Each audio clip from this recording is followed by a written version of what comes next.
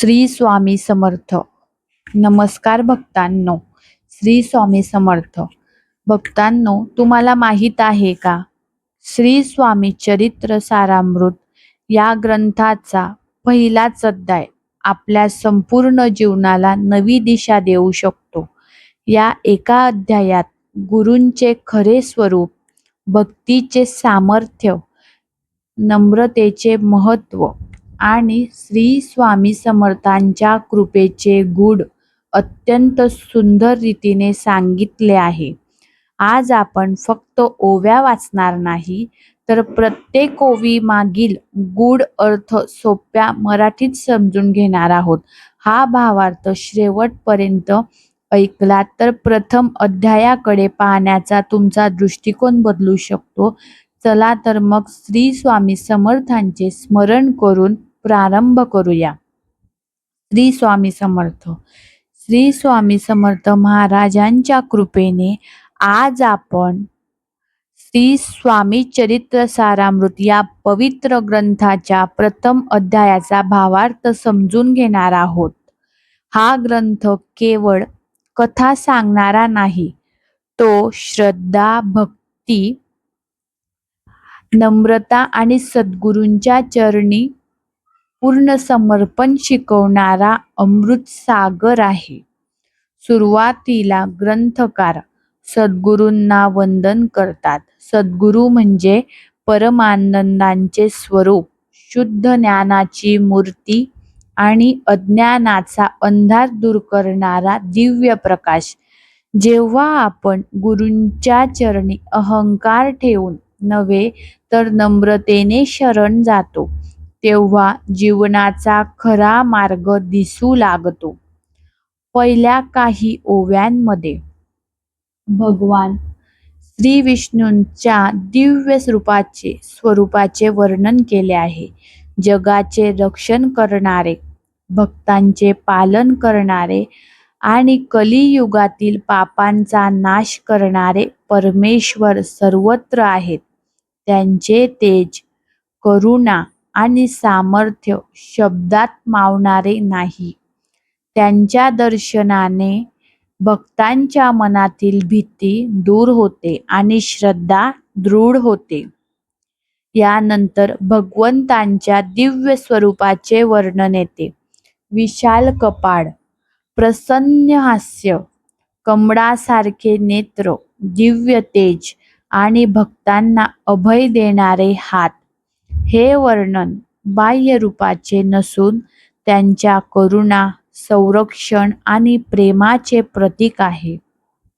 ग्रंथकार सांगतात की भगवानांचे वैभव इतके अनंत आहे की वेद, शास्त्र आणि महान ऋषींनाही त्यांचा संपूर्ण महिमा वर्णन करता आला नाही. म्हणून ते अत्यंत नम्रतेने म्हणतात, मी अल्पबुद्धी आहे, माझ्या सामर्थ्यानुसारच हे कार्य करीत आहे. यानंतर श्री गणेशांना वंदन केले जाते. कोणतेही शुभ कार्य विघ्नविनायकाच्या स्मरणाशिवाय पूर्ण होत नाही. गणरायांची कृपा मिळाली की अडथळे दूर होतात आणि कार्यसिद्धी होते. त्यानंतर माता सरस्वतीला प्रार्थना केली जाते. ज्ञान, वाणी आणि बुद्धीची देवता म्हणून त्यांना विनंती केली जाते की हा ग्रंथ योग्य रीतीने पूर्ण करण्याची शक्ती द्यावी. या सर्वातून आपल्याला एक मोठा संदेश मिळतो. कोणतेही कार्य सुरू करण्यापूर्वी देव, गुरु आणि आई-वडिलांचे स्मरण केले तर त्या कार्याला दिव्य आधार मिळतो. अहंकाराने नव्हे तर नम्रतेने केलेले कार्यच यशस्वी होते. आज आपणही मनापासून एक संकल्प करूया. दररोज श्री स्वामी समर्थांचे नामस्मरण करू, सद्गुरूंवर श्रद्धा ठेवू आणि आपल्या जीवनात सत्य, प्रेम आणि सेवाभाव वाढवू. मागील जसं आपण बघितलं, आपण मंगलाचरण आणि प्रारंभीच्या ओव्यांचा भावार्थ समजून घेतला. आता ओवी नंबर 16 ते ओवी नंबर 30 मधील अत्यंत महत्त्वाचा संदेश जाणून घेऊ. या ओव्यांमध्ये ग्रंथकार प्रथम संपूर्ण विश्वाचे निर्माण करणाऱ्या परमेश्वराला नमस्कार करतात.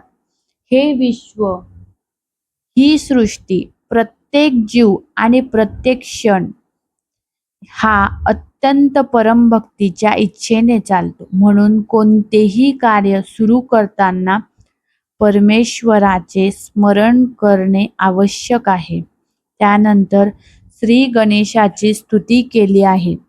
श्री गणेश हे बुद्धी, विवेक आणि यशाचे अधिपती आहेत.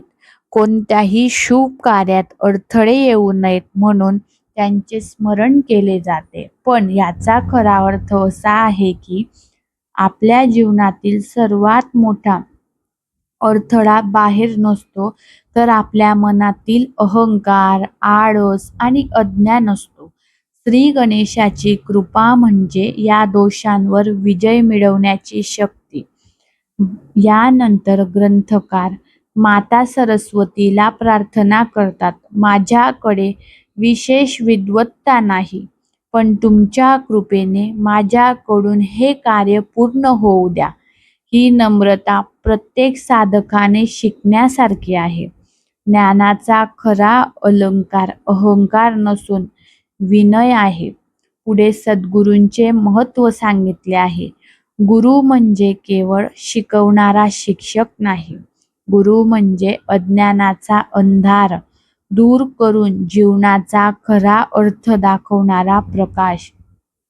गुरूंच्या कृपेने मनुष्याला विवेक, भक्ती आणि आत्मज्ञान प्राप्त होते. ग्रंथकार पुढे आई वडिलांना वंदन करतात. त्यांनी आपल्याला जन्म दिला, वाढवले, संस्कार दिले. म्हणून आई वडील हेच पहिले दैवत आहे. जो आई वडिलांचा आदर करतो त्यांच्यावर देवाची कृपा सहज होते. यानंतर भगवान दत्तात्रयांचे दिव्य स्वरूप वर्णन केले आहे. ब्रह्मा, विष्णू आणि महेश यांचे एकत्रित स्वरूप म्हणजे दत्तात्रय. ते सर्वत्र भ्रमण करणारे, सर्व जीवांमध्ये परमेश्वर पाहणारे आणि प्रत्येकाला योग्य मार्ग दाखवणारे सद्गुरू आहेत. या ओव्यांमधून एक मोठा संदेश मिळतो. जीवनात यश, शांती आणि आध्यात्मिक प्रगती हवी असेल तर 4 गोष्टी कधीही विसरू नका. परमेश्वरावर श्रद्धा, श्री गणेशाचे स्मरण, सद्गुरूंची सेवा आणि आई-वडिलांचा आदर. जो या 4 गोष्टी मनापासून आचरणात आणतो त्याच्या जीवनात स्वामी समर्थांची कृपा नक्कीच प्रकट होते. आपण या भागात भगवान दत्तात्रयांचे स्वरूप, गुरु महिमा आणि आई वडिलांचे महत्त्व समजून घेतले. आता प्रथम अध्यायातील ओवी नंबर 31 ते ओवी नंबर 45 याचा भावार्थ पाहूया. या ओव्यांमध्ये भगवान दत्तात्रयांचे अद्भुत स्वरूप उलगडले आहे. त्यांच्या जवळ कामधेनू आहे, 4 वेद त्यांच्या सोबत आहेत आणि ते संपूर्ण विश्वात मुक्तपणे संचार करतात. याचा अर्थ असा आहे की खरा सद्गुरू कोणत्याही एका ठिकाणी किंवा एका मर्यादेत अडकलेले नसतात. त्यांची कृपा सर्व भक्तांवर समान असते. यानंतर ग्रंथकार कलियुगाचे चित्रण करतात. लोक धर्मापासून दूर जाऊ लागले, सत्याचा त्याग करून स्वार्थाच्या मागे धावू लागले आहे. लोभ, अहंकार आणि अन्याय वाढू लागला आहे. धर्माचे पालन कमी झाले आहे आणि अध्यात्मापेक्षा भौतिक सुखाला जास्त महत्त्व दिले जाऊ लागले. ही फक्त त्या काळाची गोष्ट नाही, आजही आपण हेच पाहतो. माणसाकडे पैसा आहे, सुविधा आहेत, पण मन शांती नाही. नाती आहेत पण विश्वास कमी झाला आहे. ज्ञान आहे पण विवेकाचा अभाव आहे. अशा वेळी परमेश्वर भक्तांच्या रक्षणासाठी अवतार घेतात. धर्माची स्थापना करणे, सज्जनांचे रक्षण करणे आणि लोकांना योग्य मार्ग दाखवणे हेच त्यांचे कार्य असते. या ओव्यांमध्ये पुढे सांगितले आहे की भगवान दत्तात्रेयांनीच अक्कलकोट येथे श्री स्वामी समर्थांच्या रूपाने अवतार धारण केला. त्यांच्या जन्माविषयी निश्चित माहिती नसली तरी त्यांच्या दिव्य लीलांनी संपूर्ण भारताला त्यांचे सामर्थ्य अनुभवायला मिळाले. स्वामी समर्थांनी लाखो करोडो भक्तांचे दुःख दूर केले, संकटात आधार दिला आणि श्रद्धेने आलेल्यांचे मनोरथ पूर्ण केले. त्यांचा उद्देश चमत्कार दाखवणे नव्हता, तर लोकांच्या मनात श्रद्धा, भक्ती आणि सदाचार जागृत करणे हा होता. ग्रंथकार शेवटी अत्यंत नम्रतेने प्रार्थना करतात, हे स्वामी, तुमचा महिमा अथांग सागरासारखा आहे.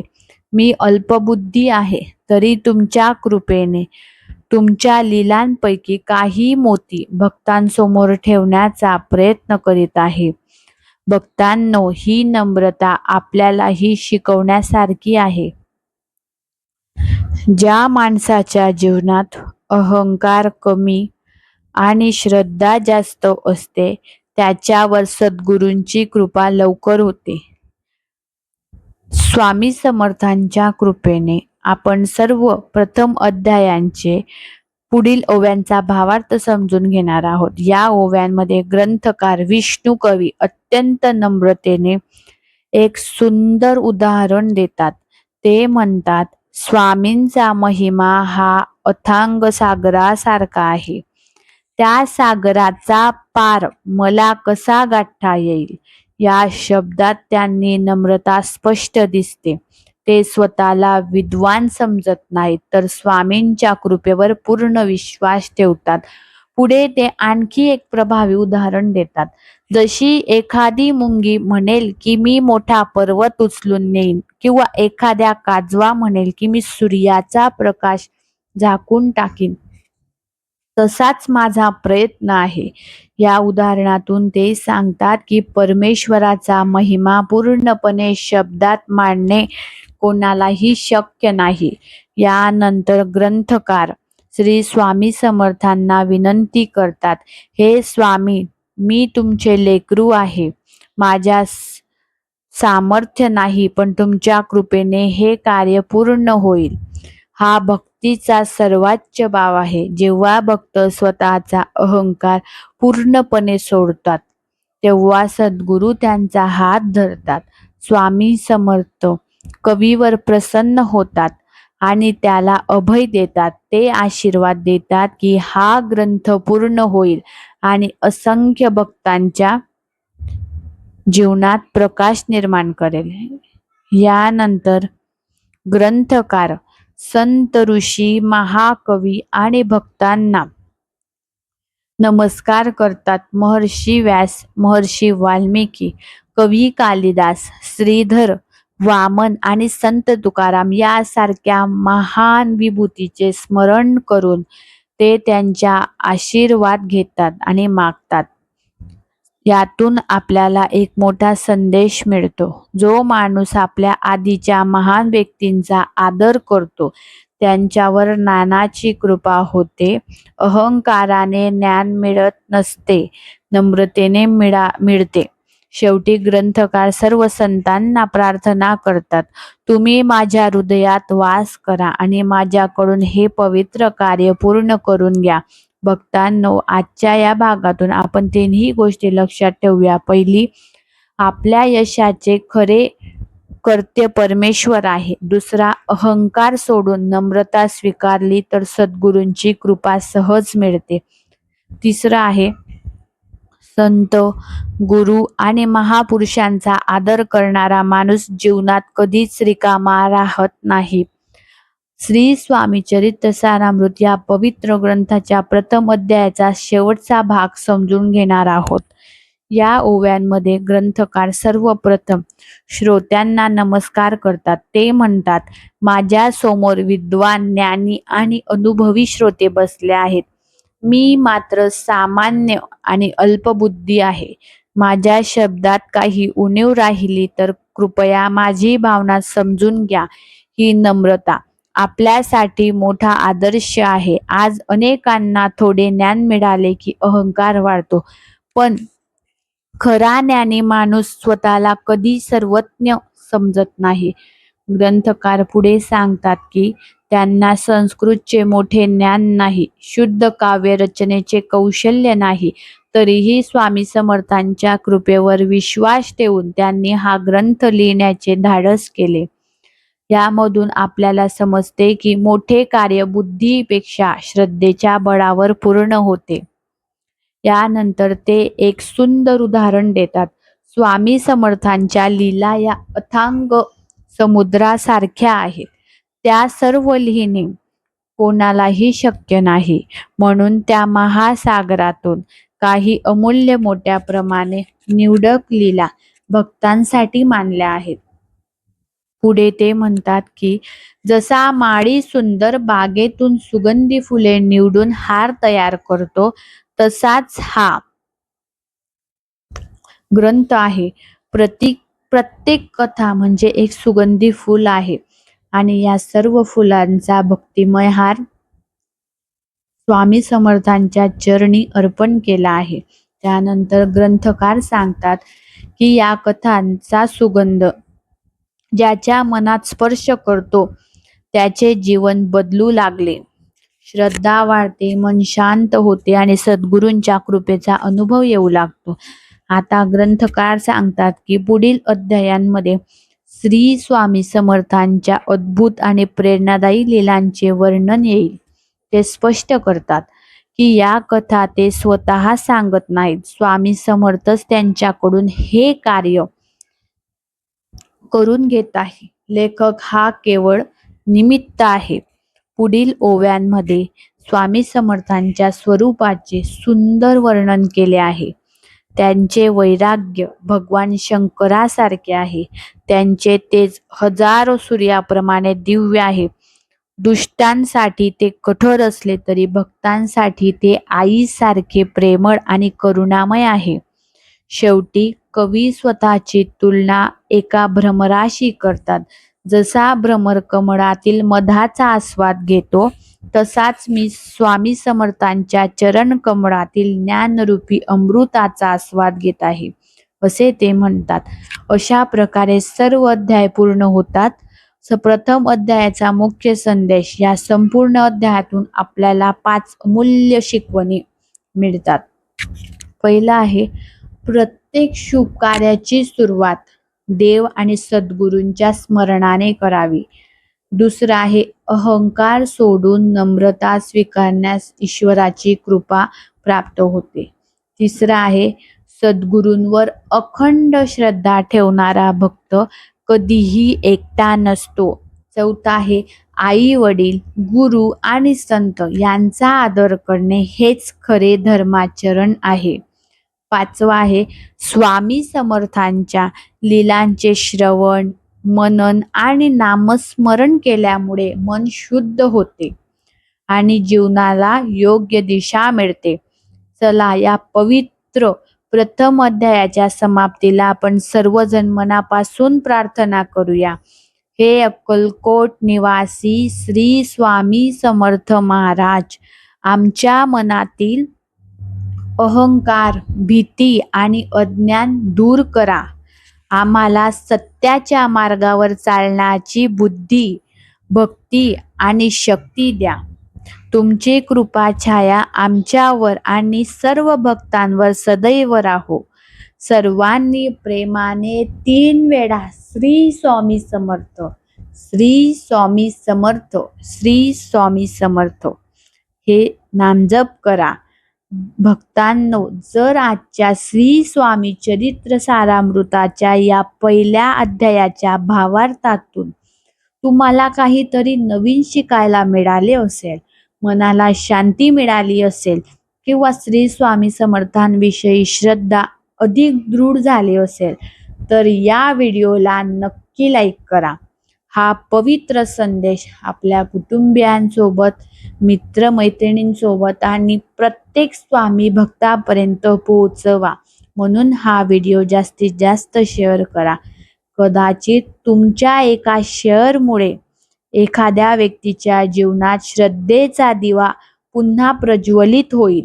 जर तुम्ही या चॅनलवर नवीन असाल तर स्वामी कृपा चॅनलला सबस्क्राईब करा आणि बाजूला असलेले बेल आयकॉन नक्की दाबा. त्यामुळे श्री स्वामी समर्थांचे चरित्र, भक्तिमय कथा, आध्यात्मिक मार्गदर्शन आणि सर्व देवांचे व्हिडिओ, रोजचे प्रेरणादायी व्हिडिओ सर्वात आधी तुम्हाला पाहायला मिळतील. तुम्हाला या अध्यायातील कोणती ओवी सर्वात जास्त भावली, तिचा अर्थ तुमच्या जीवनाशी कसा जोडला गेला आहे, आम्हाला कमेंट करून नक्की सांगा. किंवा तुमच्या जीवनात स्वामी समर्थांचा कोणता अनुभव आला असेल तर इतर भक्तांसाठी तो अनुभव प्रेरणादायी ठरू शकतो, ते देखील सांगा. तसेच पुढील भागात आपण श्री स्वामी चरित्र सारामृत द्वितीय अध्यायाचा सविस्तर भावार्थ जाणून घेणार आहोत. यामुळे तो भाग नक्की पहा आणि मी कमेंटमध्ये त्याची लिंक पिन करेल आणि दुसरं म्हणजे डिस्क्रिप्शन बॉक्समध्ये देखील पिन करेल आणि आय बटनवर देखील पिन करेल याच व्हिडिओमध्ये. तर नक्की तो व्हिडिओ सुद्धा बघा. हे अक्कलकोट निवासी अनंत कोटी ब्रह्मांड नायक राजाधिराज योगीराज परब्रह्म श्री स्वामी समर्थ महाराज की जय. आमच्या जीवनातील सर्व संकट दूर करा. आम्हाला सद्बुद्धी, श्रद्धा, संयम, भक्ती आणि सत्कर्म करण्याची शक्ती द्या. आमच्या कुटुंबावर आणि सर्व स्वामी भक्तांवर आणि या व्हिडिओ पाहणाऱ्या प्रत्येकावर तुमची कृपा दृष्टी सदैव राहू द्या. श्री स्वामी समर्थ. जय जय स्वामी समर्थ. पुन्हा भेटू श्री स्वामी समर्थांच्या आणखी एका दिव्य लीलेसह.